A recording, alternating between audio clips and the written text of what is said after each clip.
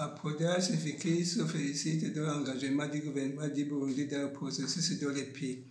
Nous nous félicitons du soutien apporté par le gouvernement à 25 des 30 recommandations relatives à l'espace civique formulées lors de l'examen du 4e cycle.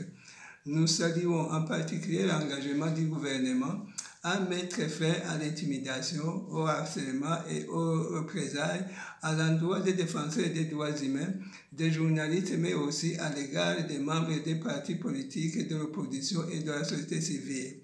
Nous appelons le Burundi à prendre des mesures concrètes pour restaurer un environnement propice à l'épanouissement des organisations de la société civile et des défenseurs des droits humains. Nous regrettons aussi que le Burundi ait pris note d'un certain nombre de recommandations pertinentes liées à l'espace civique dans le pays et les porte notamment sur la garantie des responsabilités pour les violations des droits de l'homme et sur les activités des associations de la défense des droits humains qui restent suspendues ou interdites. Nous rappelons que le Burundi a, en vertu des instruments internationaux qu'il a ratifiés, l'obligation de garantir l'exercice du droit à la liberté d'association et au droit reconnu dans un état de droit à tous les citoyens.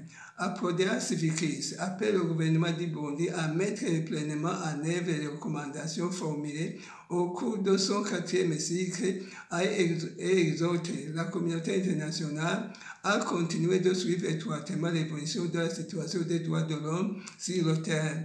Nous appelons également le Burundi à démontrer son engagement en faveur des droits de l'homme en coopérant pleinement avec le système des droits de l'homme des Nations Unies, y compris le Haut Commissaire des droits de l'homme, les procédures spéciales et les organes de traité des Nations Unies. Nous vous remercions.